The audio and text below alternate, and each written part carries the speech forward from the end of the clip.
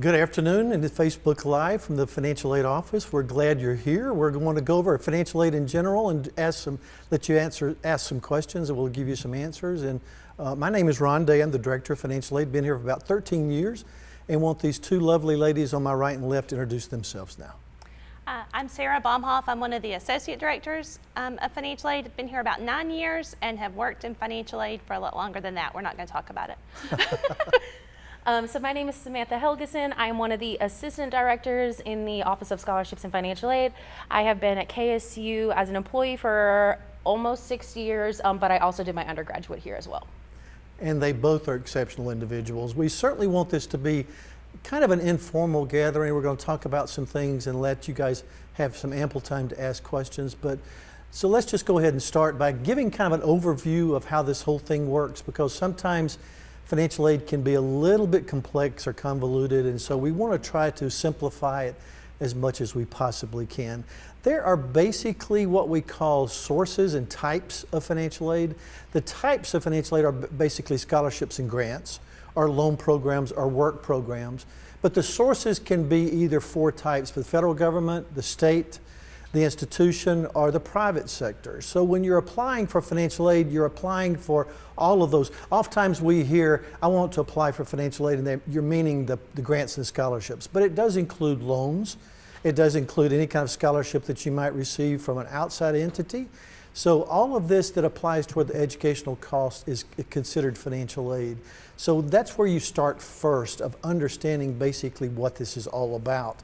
The next thing we advise individuals to do is to complete what we call the free application for federal student aid. It's called the Fafsa. It is a form which you do every year. It's based on income data. There's a lot of asset information and things that go in there as well. It's completed starting October the 1st of every year for the next fall. For example, October the 1st of 2020, you'll be completing it for fall of 21 and spring of 22 and summer of 22. A lot of times people procrastinate, and we're going to talk about that. So if you wait to fill the form out, sometimes we're not able to complete the process of reviewing it to get the aid out there in time for the student to be able to pay toward their educational cost. So just wanted to start with that first so you understand how this whole process works. Sarah, let's talk about basically how we award students. So once you complete that FAFSA, the free application for federal student aid, one of two things will happen. Some students are selected for verification, and verification means that you have to submit some documents to us. Typically, it's copies of tax returns or the tax return transcript, and complete a verification form that asks questions about how many people are in your household and how many people are in college. Should be relatively simple information to gather. We know sometimes it gets complicated and there are hiccups with it, and with COVID, that's been a lot of fun, sometimes getting the tax documentation into our office, but that's all submitted online. So you would submit the verification information, we check it and make sure that it matches what you provided on your FAFSA. And if you're not selected for verification, once we look at the FAFSA information, then we go through a process and look at what you're eligible for. And that looks at that expected family contribution is the first thing. That's kind of what the FAFSA calculates and gives to us. It's a number. It is not what you're expected to pay. I usually call it an index if I'm talking to somebody, because basically we use that number to help determine whether you qualify for Pell Grant, whether you qualify for subsidized loans, which means they're need-based and you have financial need. And we also look at other programs that you might qualify for. So we go through the process and we look to see if you qualify for Pell Grant. And then we will look and see if you qualify for subsidized loans or unsubsidized loans. We'll go through the process and evaluate your eligibility for federal work study. So we do all of that, and then we send an email to the student's email address, to their KSU student email address, that tells them about the awards they've qualified to receive. Kind of after that, the first process, that's kind of all the federal sources of aid. We will look at what you qualify for state aid. That's always one of the big questions, is about Hope Scholarship and Zell Miller Scholarship, and did I qualify, and what do I need to do to get them? And the best tip or recommendation that I can give you is to go to the gafutures.org website and view your Hope GPA. It actually has a link on there, and that will show your student or you that if they qualified for Hope Scholarship, it will show them if they qualified for Zell Miller Scholarship.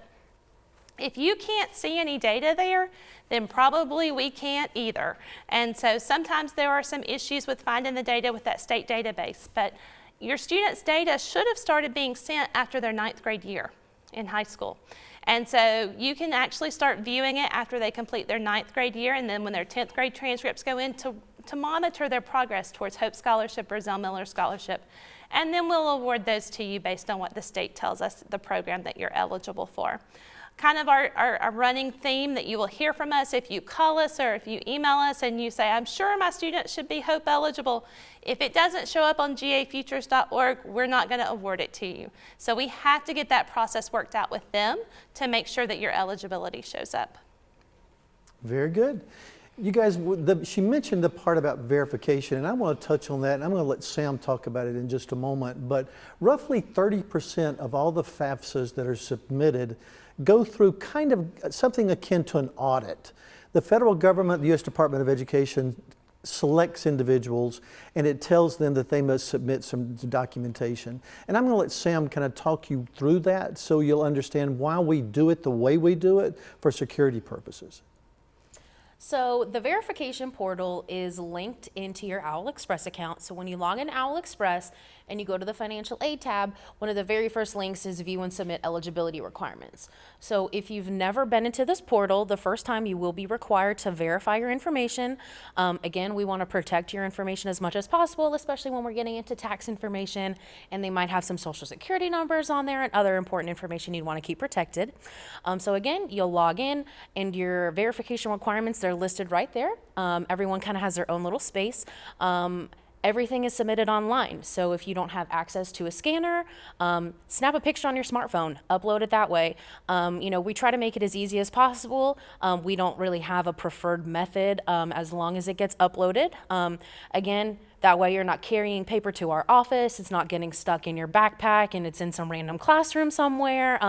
Again, we are trying to keep the privacy and protecting you and your parents' information from getting out there. So again, everything is uploaded online in your Owl Express account.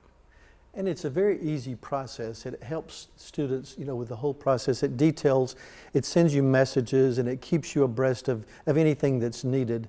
One other thing that I wanted to talk about also are scholarships, because we hear a lot of people talk about, how do I get scholarships to come to Kennesaw State? So Sam, talk about that process. So Kennesaw State has a scholarship application that runs every year. It opens in November and typically closes in February. And that is, we call it an umbrella application. It's one semi-lengthy application, and it basically will ping you to any of the individual scholarships you qualify for here at Kennesaw State. Unfortunately, not a whole lot of our students get that. We just don't have all that money, but we do see a lot of external scholarships, so scholarships coming from your employers or your churches or your clubs, your organizations. We have recently joined something called Scholarship Universe, and that is an external scholarship search tool. Basically, you go in, enter some demographic information about yourself, what you're interested in, what you're studying, anything else that kind of sets you apart from anybody else. And again, the system kind of gives you all these potential scholarships that you could apply for. You go to their website, you read, the application requirements, deadlines, and again, it's a super cool tool that we have implemented. I believe it was just this fall semester is our first time, so feel free to check that out. You guys, at some schools, when you apply for admission, you're automatically applying also for scholarships. And I wanted to make sure you guys understood that there's a different way to apply for scholarships at Kennesaw State. And I need to go ahead and say this, and certainly not to dissuade you from applying, but we don't have a large number of these, so not everyone that applies will be entitled to receive it. But it doesn't preclude you from applying. Certainly we want everyone to apply and receive these scholarships, but they are limited in scope and number. They're not large. They won't pay for your entire educational cost. Not very many scholarships do, but you certainly want to apply for them and apply for them in a timely fashion. The portal actually opens for our internal scholarships beginning November the 1st. And if you apply this coming November the 1st, it will be for next fall. And then it closes, I think, March the 1st, I think is when March, it, okay. March 1st. Between March and February. Somewhere around in there. Yeah, the site will actually tell you exactly when it closes. But make sure you remember that date of November the 1st for fall of 21, because it can help you go ahead and start planning for that fall as well. Becca, do we have any questions from the audience from Facebook? Oh, they're coming in. Okay, so our first one comes from Bonnie. She wants to know, how does her son accept his financial aid? The link takes us to a breakdown, but nothing to accept it. You want to take it? You want to take it? Who wants to take it? Okay. Hi, Bonnie. So if your son goes into Owl Express and goes to the financial aid tab, there is a link, and I'm trying to think of exactly how it's titled. It's like View Awards, and he will have to actually accept the terms and conditions of the financial aid awards before it will open up where he can accept the financial aid. And so that's a really great question too, because the only thing you are required to accept as a student is student loans. So if you receive Pell Grant, or you receive Hope Scholarship, or you receive some other scholarship from the university, we assume that you want it. So all of that's automatically accepted for you because it's free money. And so the only thing you have to go out there and affirmatively accept is those student loans to say that you want them. If that doesn't get you to exactly the right spot, if you will email us at finaid, FINAID @kennesaw.edu, we will send you the exact link to walk you through the steps on how to accept those financial aid awards. Awesome. Okay, our next question comes from, sorry, you got to scroll back up. Tymeria. She wants to know, when do we find out about the Hope Scholarship? My Hope GPA will not work because it says they don't have my transcript, but you guys have it. Okay, so let's just kind of go back. GAFutures.org has to say you are a Hope Scholar. So your high school has till June 30th to send that information into the state. So they still have 1 week. Another week. So I was like, what's today? Right. They still have another week to send that data into the state. And so how it works is your high school counselors upload this data to the state. Georgia Student Finance Commission, the folks behind GA Futures, run the calculations for your Hope Scholarship, and then they send it back to your high school counselor to verify that the data is accurate. And then once your high school counselor says, yes, this looks good, then it's published out on GA Futures where you can see it and where we can see it. So if it's not showing on gafutures.org yet, you may want to check with your high school and check on your status and make sure that they've uploaded the data. And then if they have and you still can't see it, you probably need to reach out to gafutures.org because there may be a mismatch or something that's not lining up where you can view your data. Like I said earlier, the best tip is if you can see it, we can see it. And that's kind of how we make sure that you're eligible. So, Okay, our next question kind of goes along those same lines, but it's more about Zell. And you mentioned GA Futures, but I think I can see a common theme developing in the comments. We might have to kind of just, circle back and kind of, so I'll read through this one too. So Vanessa says her son qualified for Zell, but his account is only showing Hope. They were told that Zell is loaded later. Can you explain how that works and why only Hope would be showing? So there's a couple of reasons. So the first one is when we first start getting files from Georgia Student Finance Commission, they start coming in February, and it identifies students as preliminary Hope Scholars. And we go ahead and post that to your student's account. And then when the Zell Miller status comes in, we flip it and update it to show Zell Miller. So as long as you can see that he is Zell Miller eligible on gafutures.org, I actually worked a list yesterday and probably changed about 150 of them from Hope to Zell Miller. Last week I did about 500 of them, so we are working those on a weekly basis to get all of those flipped and updated so it doesn't show Hope anymore and it shows Zell Miller. So just, give us a couple of days, but if it doesn't flip by the first week of July, which is next week, then feel free to email us and we can look at it and make sure it gets updated appropriately and make sure that everything matches up in the system. Awesome. Okay, so maybe we need to clarify because I see a little discussion happening here. A question about the House vote yesterday. Someone wants to know, so you know what I'm talking about. Okay, yes. So Ashley says the Georgia House vote yesterday on changing the Hope Scholarship to income-based in academics instead of just academics When would that go into effect? Or So- is that even? So there was a House vote yesterday. This was in partial part, my understanding is, to try to bring in casinos or other types of gambling to bring in additional funding for the Hope Scholarship Program. It is not in effect for fall of 20. The latest information I read is that it would be on a referendum, that we would actually have to vote to allow the casino gambling and those kinds of things. So that would have to come up to a population vote. So that is not for this fall.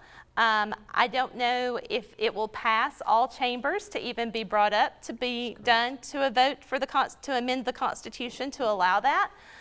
So as it stands right now, Hope is just like it has always been. It's awarded based on your eligibility out of high school with that 3.0 GPA. Same thing is true with Zell Miller. It's based on that eligibility out of high school with the 3.7 GPA, a 1200 on the SAT or a 26 on the ACT. Or if you were a valedictorian or salutatorian for Zell Miller. So nothing has changed as of yet. Nothing will change for fall of 20. Can't answer what might change for fall of 21. I don't know how long it takes us to get things on a ballot to vote on and all of those pieces to be worked. But as we learn more information, we'll certainly share that and post it out. I, like many of you, saw it posted on Facebook about the House vote last night and then was trying to read about what exactly it said. So it will take a little bit of time if that ever comes to fruition. So. Okay. All right, we have kind of a statement. I'm going to assume it's about the June 30th deadline.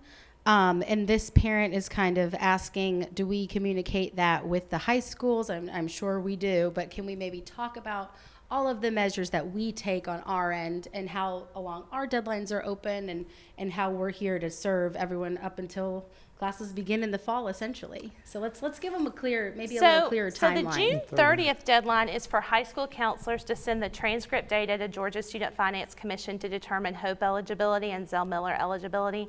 That's really not up to KSU. That's done through Georgia Student Finance Commission. That June 30th date has been around since 2011. So these high schools are very familiar with that process and what they need to do. What I would say, and I have heard this from a few parents and from a few high schools, I think COVID has thrown some wrenches into all of their stuff, just like it has everything else, but they know that June 30th deadline, so that one is really just for the GPA information to get to GSFC. They notify the high school counselors consistently all the time about those dates, and like I said, that's been in place since since 2011, so they are accustomed to that. I'm going to let one of my colleagues answer some of the other questions about deadline dates and processing times. Sam's going to talk about, we have some deadlines in place, and I'm going to let Sam talk about our July 1st, which is really, really soon. So initially our priority deadline for the FAFSA was back in March. So if you haven't done your FAFSA, we're giving you homework. So go ahead and complete that if you haven't done so already. But our kind of main deadline at this point is July 1st. If your FAFSA is not here and it's not processed, you need to go ahead and come up with a plan to pay out of pocket or have somebody else help cover your tuition and fees. Again, sometimes when we get a FAFSA, we can turn it around in 3 to 5 business days, but more often than not, the student's going to be selected for verification or there's going to be a little wrinkle that needs to be straightened out. So again, help us help you. So we've set that July 1st deadline just to kind of encourage you guys as students just to make sure everything is set and ready come August. Final payment deadline for fall will be August 31st. So again, you have time to submit it, but we want it here like yesterday. So again, July 1st is our deadline. And if your FAFSA is not here and it hasn't been reviewed yet, then we would go ahead and recommend you come up with a backup plan. There are dates and deadlines also available on multiple locations on the website. You can actually go to financialaid.kennesaw.edu, and there's actually a link on the left-hand side which are dates and deadlines, and that can provide you information on when financial aid disperses to the Bursar's office, which is a big word for business office, and it'll tell you when the actual process occurs and on and on. There's a number of dates out there, so you're welcome to go to that. You can also go to the registrar's website, which is registrar.kennesaw.edu, and there are dates available for the actual term itself, and it'll help you there. Cool. All right. Questions just keep coming, guys. So this is good. Okay. So Candace wants to know, she received the presidential scholarship at University of West Georgia. Would or could that be matched through KSU? Go for it. The scholarships are typically unique to the universities. West Georgia has their own scholarships, as does Kennesaw State. So you get a presidential scholarship at West Georgia, you're not necessarily going to get the same scholarship at Kennesaw State. You can apply for some of our scholarships. We don't have a scholarship, I don't think, named the presidential scholarship at Kennesaw State. So it's not portable, is what we call it. In other words, it's not transferable from university to university because it is funded primarily by the foundation at West Georgia. So you can't take that money from West Georgia and move it over to Kennesaw. Okay. All right, next. If you had Hope Scholarship but lost it, can you get it back? You sure can. So every student has at least one second chance.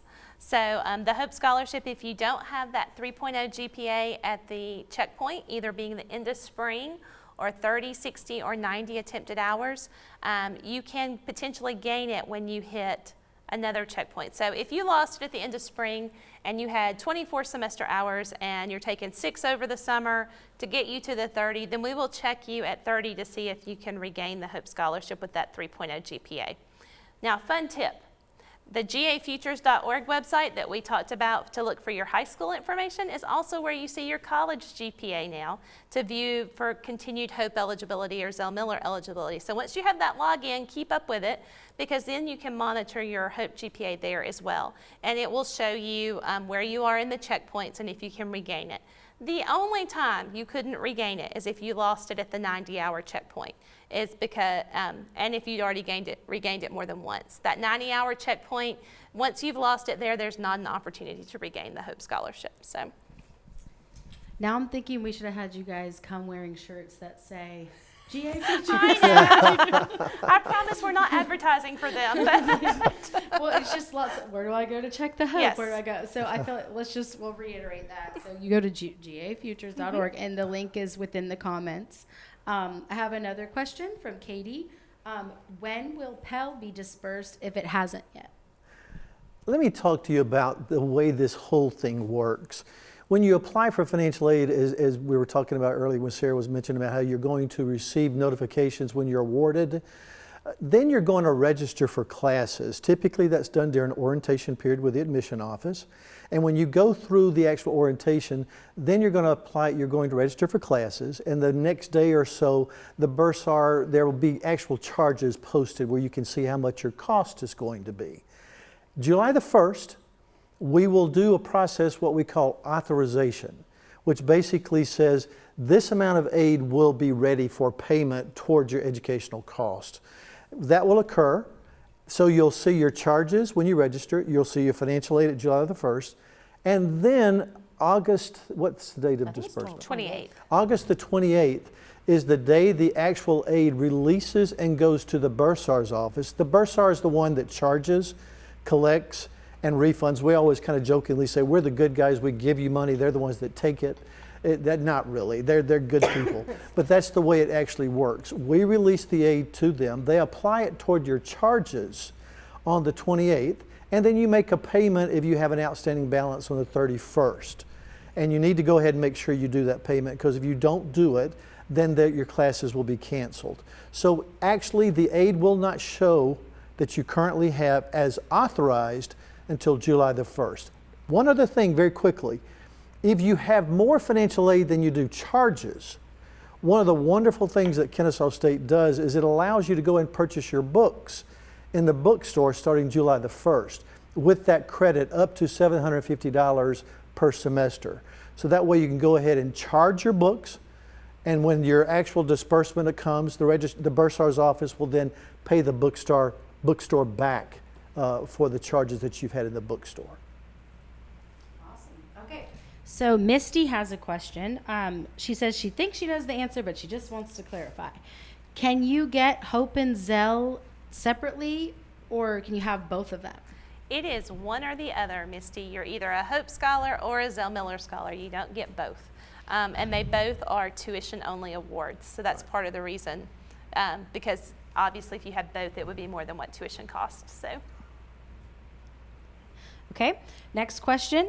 Looks like it's from Rita. She says her daughter wasn't approved for Sally Mae, even with her or her dad as co-signer.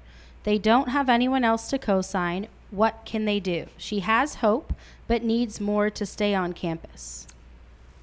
You want to take that? Yeah, so if she is a dependent student, meaning most generally she's under the age of 24, not married, doesn't have a child, you can apply for a federal loan through their government called a Parent Plus loan. That does do a very simple credit check. So if you and or your husband are denied, the student can actually come to our office. It's an electronic form she can fill out. It's called a Parent Plus denial form. What that form does is that entitles your daughter to receive some additional loans in her name. They will be additional unsubsidized loans. The amount they receive is based on their grade level. But again, Parent Plus loans, what they're called, the parent would log into studentaid.gov, and they should be able to apply for the Parent Plus loan there. They will know on the spot if their credit was approved or if their credit was denied. Again, they would have, if it was denied, you could have the option to get an endorser. But again, if you don't want to go that route, your daughter could actually get some additional unsubsidized loans in her name. Awesome. Thanks, Sam. Okay, Bonnie wants to know, what are the parameters for Zell? For the Zell Miller Scholarship, they have to have a 3.7 Hope GPA as calculated by Georgia Student Finance Commission.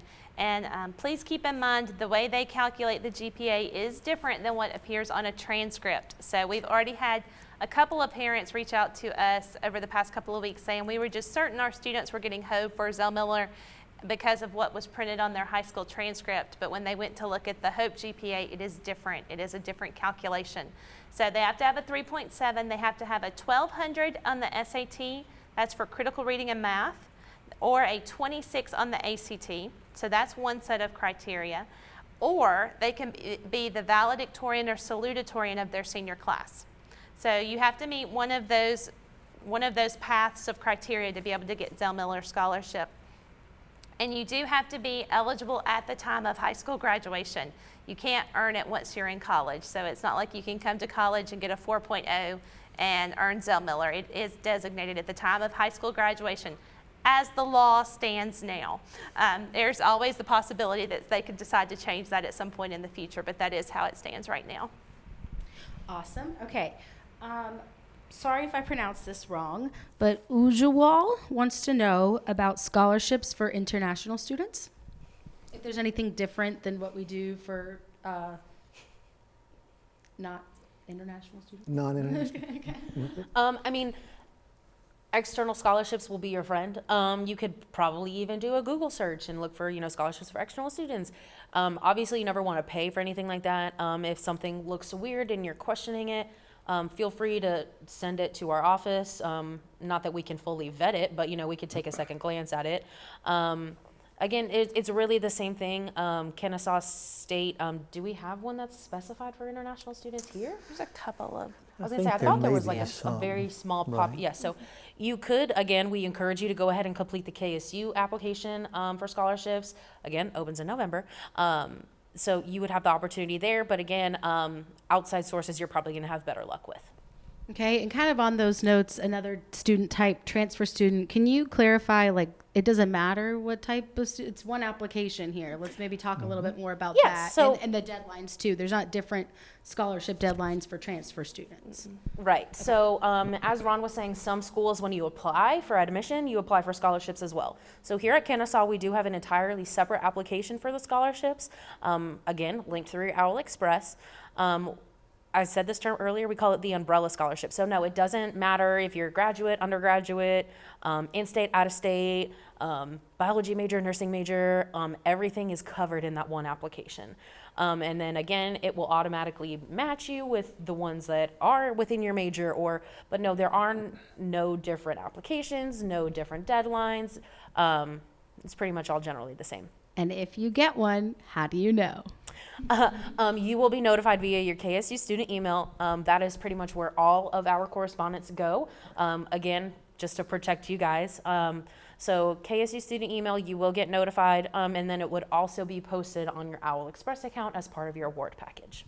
Perfect. Okay. They're just coming, guys. Question after That's question. great. Okay, so Britt wants to know, as a parent, do we have to set up a separate account to pay the bills, or do we just use the student's account? You actually can. Your student can actually set you up as an authorized user with the Bursar's office on the ePay site. You don't have to do it that way. They could just give you their login to Owl Express, which we don't encourage, but a lot of students do. But they can actually set you up as an authorized user, so you can go in and view their bill at any point in time and make the payments, make all the arrangements, and do all of that kind of stuff. Or you can work with your student and have them open up their account for you and show you what needs to be done to make those payments. Perfect. Okay. Lori wants to know, how does a withdrawal fail affect Zell if it becomes necessary? So it's going to count in their GPA as an F. So if they withdraw past the deadline, and so they withdraw failing as that WF code, it actually is calculated into their continuing GPA for Zell as an F. So to keep the Zell scholarship, they have to keep a 3.3 once they're here in college. It's the 3.7 to earn it, but it's a 3.3 here in college. So hopefully that doesn't become necessary and your student can withdraw before they hit that deadline. Usually that deadline's around the 60% point, somewhere like that in the semester. So hopefully they will have time to make that so that they don't have to have that F counted into their GPA. Okay. This one, I'm not sure. I don't want to assume that Georgia Future's website is like any other website, but if someone, she says her student returned their password and all the Chromebook had all the saved passwords in it, how does she access her account? It has a reset password link on Okay, it. so they can go through the reset password process just like any Perfect. other website with a login. And okay.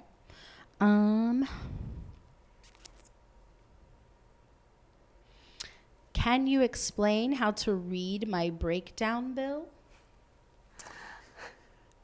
Now, that's a very good question. Understand, as we said earlier, the Bursar functions are to charge, to collect, and also to refund. Their process of billing the students is online. You can actually see it. We've talked about that earlier, Owl Express account, you can see it there. There is a breakdown of tuition charges and fee charges, and that you can actually go to the Bursar's website, and they can actually, there's a link on their site for tuition and fees that will actually describe how the charges occur. Kennesaw State charges by the hour. It does not charge a flat rate.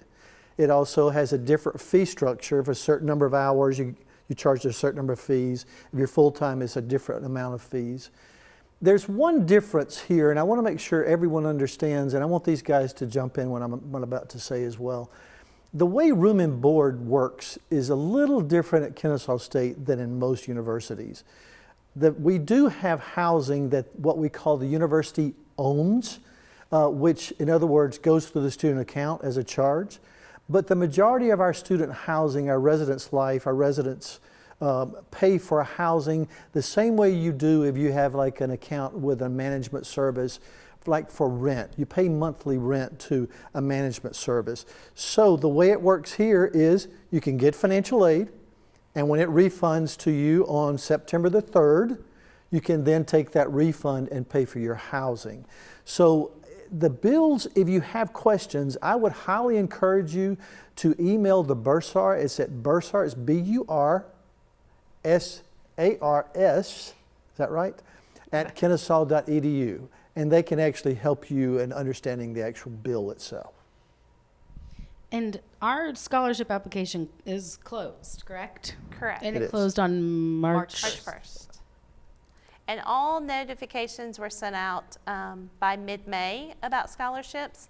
Now, there are some that students have told us they're not coming to KSU or they're not returning, and those will be re-awarded, but you would have already had to have the scholarship application in place. Perfect. Okay. Can a student earn hope while in college? They can. If your student did not, or if you're a student, you didn't graduate as a Hope Scholar from high school, if you attempt 30 hours and have a 3.0, you can earn Hope Scholarship. Same thing is true if you had to hit 60 or 90 hours. That's where you can earn those. There are some restrictions, like it has to be within 10 years of high school graduation, and you can't already have 127 hours and some things like that, but you do have an opportunity to earn Hope if you didn't graduate as a Hope Scholar. Perfect. All right. Christine wants to know if they filled out the FAFSA, does that automatically apply them for Hope, or is there a separate application? That's a good question. So the FAFSA, it has to be done every year, but yes, it will include the students' Hope or Zell eligibility. You could also go on to georgiafutures.org, GA Futures, and complete something called the GSFA application.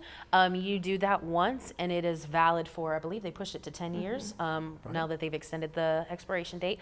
So again, you could complete the GSFA application on gafutures.org once, and it will last 10 years. Or you can do the FAFSA each year. Both of them will include your Hope or Zell eligibility in that. Awesome. Okay. Can you kind of reiterate the thing you mentioned about being able to buy your books earlier and how you do that with financial aid? It's actually an easy process. If you already have your ID with you, which most students will because they would have registered, therefore you know what your book needs will be. If you have more financial aid than you do charges in the Bursar's office, then you can take that credit and actually go into the bookstore and give them your ID, and they already have the information there, and they will let you charge up to $750 per semester. Once the financial aid disperses, the Bursar then takes the monies that applies to your student account and pays the bookstore back with your credit. And that's how it works. It's very easy. We have, probably 12, 13, 14,000 students that do that every term. So it works quite well.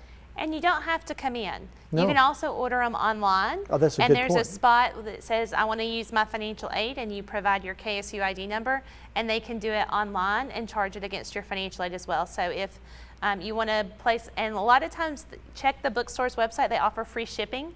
So there's really no cost to do it online, and the books show up at your door. So you may want to think about that too. That's awesome. Okay. So if someone applied for scholarships and everything by the deadline but never heard anything, is it safe to assume they did not receive one if it's not appearing in their Owl Express or they weren't notified? Every student should have gotten a notification whether they received a scholarship or they did not receive a scholarship. Okay, so you were told either way. They should have been told either way. You can email us at that FINAID, FINAID, at kennesaw.edu, and we will be happy to get you to the right person to look at that and give you an update on that. But they have all been awarded, I think, with the exception of a few for nursing. Right. But everything else has been done and awarded, and all the students notified. So, Becca, can I say something to that? Because quite often I think what happens is the student doesn't understand. I think both of these guys have alluded to it. We communicate with the KSU email account. And if you don't look at that account often, you're not going to see these notifications. So I would highly encourage students to look at that. I know you get a lot of emails, but highly encourage you to look at that site, for anything that comes from financial aid. And I would be glad to assist you if you have questions with that. All right, so that's another tip, another hot tip. Oh, yes. Check that .edu email. Okay, all right, let me get back. Okay. Denise wants to know if you receive Zell, can outside scholarships go towards housing? If your scholarship donor is okay with that, we're cool with it too. So one of those caveats about the Hope and or Zell is they are, as Sarah mentioned, tuition only awards. So if you get an external scholarship from a private donor and it also states it can only be used for tuition, unfortunately, you can't have it both ways. However, if your donor is fine with you using it for any other type of educational expense, your student fees, your housing, your meal plan, whatever it may be, that's totally fine. Just again, check with your scholarship donor. Oftentimes, when you apply or you're notified that you are a recipient of said scholarship, they will send you information about what it can be used for. But again, just always reach out to whoever the donor is, and they should probably be able to give you more information. But again, that's fine as long as the donor's okay with it. Okay, awesome.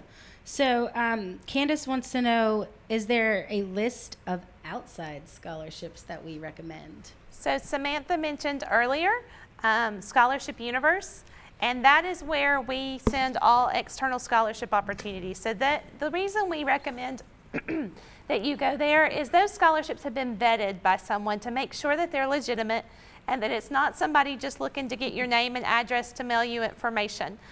They have been vetted to ensure that they are real scholarships that are really awarded to people.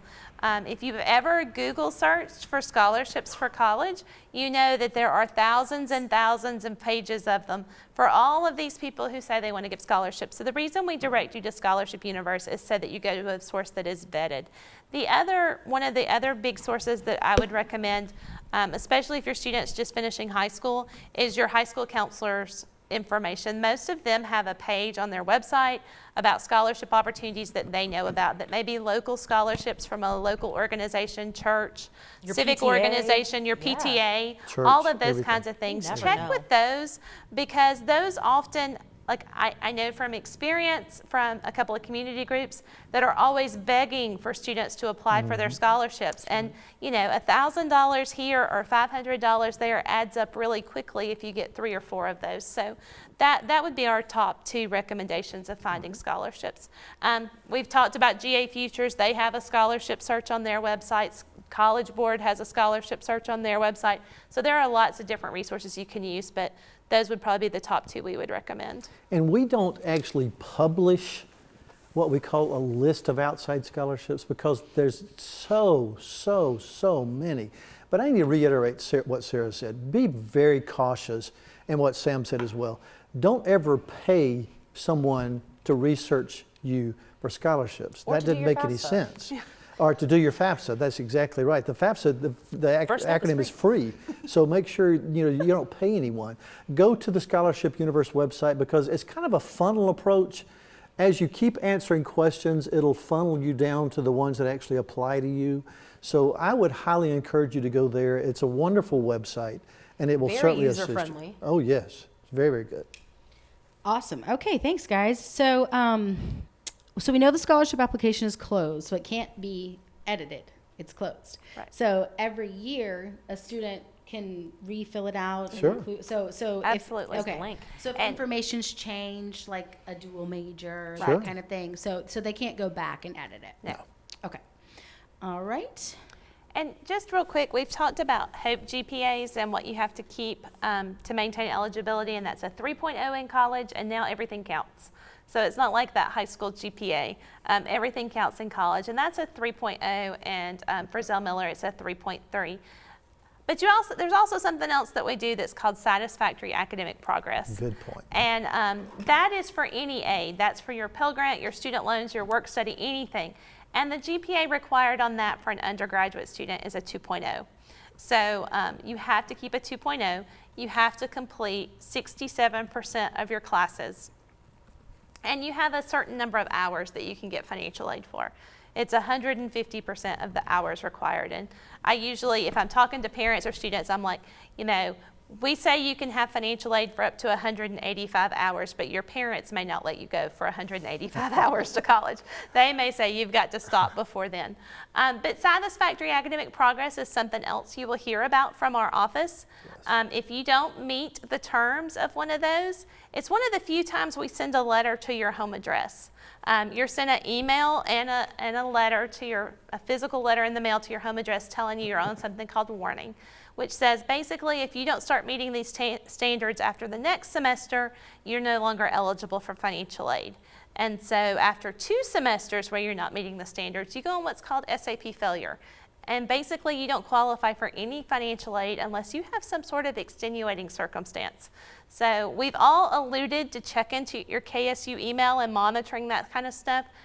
Keep a watch for those kinds of things because we do communicate it via email. Those, like I said, that's one of the rare exceptions where we mail letters to your home address or to your mailing address on file to make sure that you see it, hopefully, that you're not just depending on an email. So just know that grades count for everything, not just Hope and Zell Miller. Becca, I always jokingly say, and these guys have heard me say this before, my first semester in college, I majored in fraternity. And I think a lot of people do that when they go to college their first semester. But understand, we don't want to take your aid away from us. We're required by the federal government to remove your aid if you don't make those standards. So please understand, fraternities and sororities and all extracurricular and all those wonderful things are important. They are important. And, the dorm, for, all the activities that go on the campus. But understand the grades are important. So parents, I would highly encourage you to have discussions with your children. We use what we call the daddy finger at time when we say, you need to start studying. So, make sure that you talk to your students about that. Awesome. Okay, so can we talk a little bit about how to apply for federal work study? I listed the link, but maybe let's talk about it a little bit. Sure. So when you do the FAFSA, there is a question that asks if you are interested in work study. However, Kennesaw State actually has their own work study application as well. So work study is a need-based program, so not everybody qualifies for work study. I was actually a work study student myself when I was a student here. So again, you will just go onto our website. Our federal work study coordinator, her name is Domini. She is awesome. She will be a great resource for you. So once you are, you can either again apply on your FAFSA or do that individual application on our website. You can follow up with our office. Typically, she kind of evaluates them within like a 24 to 48 hour period. She's very fast. If you are approved, you can start looking for federal work study jobs on Handshake. And Handshake is that online platform that the career... I'll leave it. Yeah, it's through CPD, career planning, planning, and that's where student jobs. You got it. I have kind of a follow-up question. If they applied, so you said they could fill out the FAFSA, and then that also... I think up to a certain point, yeah. Okay. So if you're not seeing it and you did indicate yes, please follow up with our office. Okay, so again. you would indicate, and then what's her name again? Domini. Awesome. It would still go into her queue. Mm-hmm. Okay, Yeah. so you can follow up with her. Okay, cool. Becca, let me say one go thing ahead. real quickly too, and Sam, that was wonderful what you said. The federal government gives us amount of money to distribute to students for federal work study. That's not a large sum of money. So not everyone that wants a job can get a job because we don't have enough funds to go around. So, but I again encourage you, because again, those are wonderful jobs, because we don't make you go out and pull up an oak tree or something like that. You actually typically are working in Yeah, where an did you office. work, Sam? I worked in the Office of Development, and I actually worked with the retired staff and faculty of Kennesaw State. Cool. It was really See, cool. there you go. It was The super cool. job opportunities are neat because you're in labs and you're I mean, some of them are assisting in tutoring, offices, yeah, so some of them are they're wonderful jobs. administrative. But again, one other thing, just because you qualify for work study, again, does not automatically mean you're going to get the job. You still have to apply and interview for it. And Becca, one thing also, work study is employment, and you receive a paycheck. That cannot count toward your bill. Now, you can turn around and use that toward your educational costs to buy books or supplies or room or whatever, but that will not be counted in as part of your bill, so your payment to your account. Okay, honestly, I mean, I think we're at a good point where if there's anything else, we have about 12 minutes left. I don't have any new questions. If you guys have anything we didn't cover, oh wait, new comment. As soon as I said it. Oh no, it was just whoever's on your Facebook today is awesome. Shout out to Daphne. I mean, wow. Thank you, Daphne. All over it before I can get to it. Daphne back in our office has been responding to comments on Facebook today. And so really, shout out really, to Daphne. Like, so good. You go, girl. So good. Yeah, so if there's anything sticking out in y'all's minds that we didn't cover, I'll pipe up if I get another question, but I'm now going we're to about 10 say minutes. something and Yeah. let these guys certainly, you guys, and I want to talk about these guys just for a moment. We have probably, I've been doing this for 37 years. Yes, I'm older than God. And we have a team of individuals that work so hard. And I can say this, guys, with the greatest of sincerity, they're some of the most passionate, caring individuals I've ever worked for. And we really sincerely, and sometimes I think we dilute it by saying this, but we're really nice people. It's just that we have these wonderful federal and state rules that we have to abide by, and oftentimes the questions that you ask, our answers may come across like, well, that's not the answer I wanted to receive, but it's the answer that we're required to give. So just understand that when we're asking you for documents, Kennesaw didn't ask you. The Department of Education asked you. When we're telling you didn't file in time or you didn't file correctly, that's not necessarily the financial aid office. That has to do with the way the Department of Education works. If you lose your HOPE, that is not Kennesaw State or the financial aid office taking it away. It's because of certain rules and regulations. So I want to make sure you understand we're willing to help you, but I need to say this and say it with the greatest of sincerity. We need the help of the parent and the student so we can help you guys. And it requires certain things like deadlines and making sure you're accurate, making sure that you study and getting everything to us in a timely fashion. And we'll do everything we can to assist you in a very, very passionate fashion. So I wanted to say that. Okay, that was wonderful, and I co-sign all of that. We did get a few more questions while you guys were chatting. So how do you know if you're qualified for work study? It will typically post as part of your award package. But again, you are more than welcome to reach out. Just FINAID, FINAID. It's just a lot easier to spell out than Domini's personal email address. But if you email that, we will get you in touch with Domini, and she will answer all the questions you could possibly have. She actually went here too as well, didn't she? We've got a couple of KC alumni. She in our did. office. She went to Kennesaw. She did. Awesome. Okay, so does financial aid deal with housing billing? No. And that's a No wonderful billing. question. We talked about that earlier, but let me go back over that one more time Yeah. so I think people Got a couple will more questions understand it. about that. You're going to receive a bill from the Bursar's office, which 9 times out of 10 is going to be just tuition and fees. It will not include housing. There are certain dorms or residence halls on campus that the university owns that are charged through the student account. If you're in one of those dorms, then I keep calling them dorms, they're residence halls. When you get into one of those residence halls, you're going to be charged and your financial aid will pay for it. But the other facilities, which are the residence halls, are owned by the KSU Foundation. And you're actually paying a third party, which is like a management group. You get financial aid. If you have enough financial aid and you have a credit, when that credit comes back to you in the form of a refund on September the 3rd, you can then take that credit and pay for your housing. So that's the way it works. Now your board, which is your meal plan, can actually run through your student account as well. Oh yeah, we did have a question earlier. You touched on it, but you want to clarify that a little bit more, a meal plan? How that works? It's billed to your student account. Right. So it's super So easy. That one's super easy. Cool. Yes. And there are multiple, you can go online. I would suggest you go there and just look at Culinary Services, I think is the website, and it can actually talk to you about there are different meal plans that you can have. And I will say this, if your student just went through orientation, or if you're about to go through orientation, or you haven't quite gone through orientation yet, some of this will not happen until your student registers for classes. Correct. That's correct. And actually, like some of the meal plans and that stuff wasn't going to start being posted until July, according to the Bursar's office. So July 1st may be the key date for a lot of things, to go out and check your student account, to see your estimated financial aid, to start seeing all of that kind of stuff, to kind of see it all kind of gelling together and everything showing up in the same spot.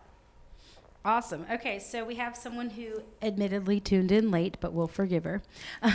She's asking along the same lines, where do you find out about Zell and Hope? So let's bring it around back to Okay. Georgia Futures one more time. So Georgia Futures, gafutures.org, is the website that is run by Georgia Student Finance Commission. Your student or you have a link on there called Your Hope GPA, and you can go there and it will show you if you are eligible for the Hope Scholarship or the Zell Miller Scholarship. That same link actually works the whole way through while you're a college student to show you your GPA and information on there as well. If you can see it on there, then 99% of the time we can see it too. And then we are in the process of updating awards. We are looking at students' files to get all of that information posted. Your high school has until June 30th to submit that data, so they still have a little bit longer. But we're consistently working those files and reports every day to get those Zell Miller statuses posted and that Hope Scholarship posted for students. So.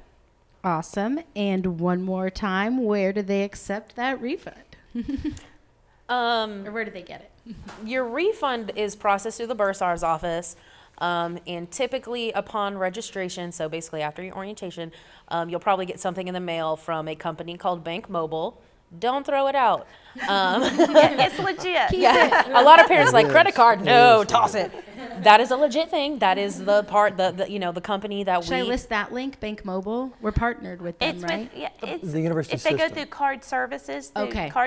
there's a link about how to do your Perfect. refund. I will find and that. how to pick it. That's But right. I had a friend the other day text me and say, did I just give away the world because they gave their bank account information to Bank Mobile and they weren't sure it was legit. It is legit.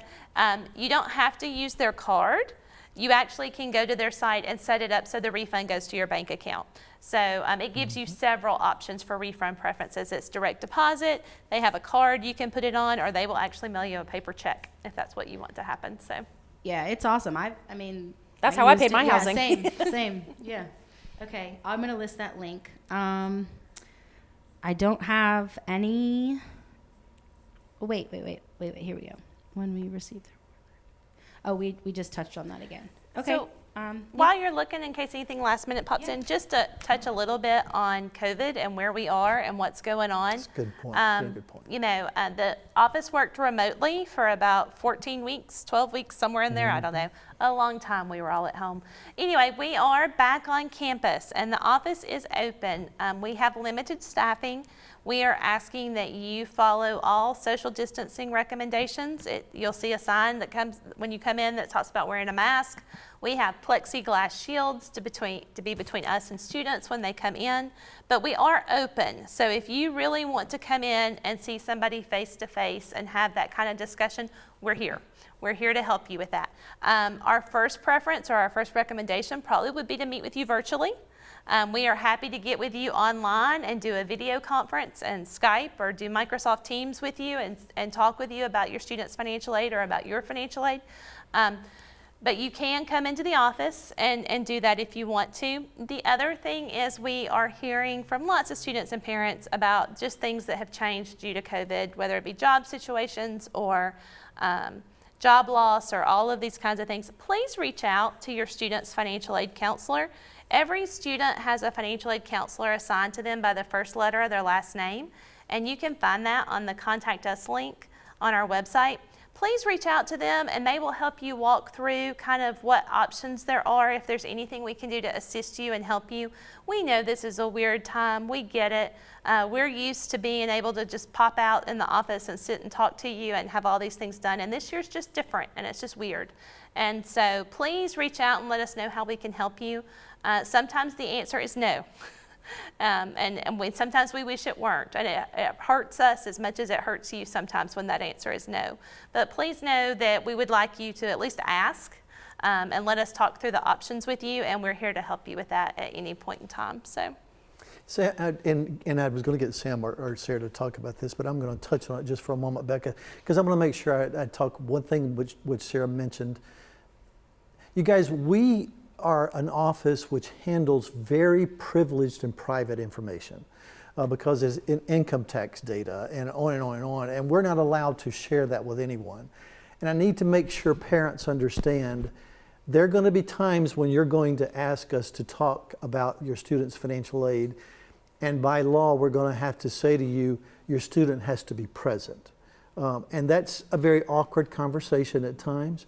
But understand we're trying to protect the student as well as protect the information that we have. So if you ever are in a situation where you want to talk virtually or something, make sure the student is present because we're not allowed to talk to a parent about anything related to financial aid without the student being present. So I want to make sure you say that. What's that form that they could fill out? Could you be a benefit? See, Is that different? That is a misnomer in that most Let's people clear it up. think that the FERPA process it allows you to talk about financial aid. It does not. That's a good hot tip. We got a lot of hot tips today. The Higher Education Act, which is of 1965, does not allow you to give consent to a parent by filling out a form.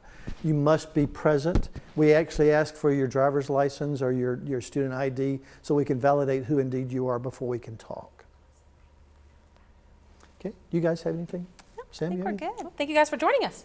It was a wonderful opportunity. You guys, please go to our website. It's financialaid.kennesaw.edu, or you're welcome to email us at finaid, FINAID, at kennesaw.edu, and we'd be glad to assist you. You guys, thanks so much for being with us today, and we look forward to seeing you.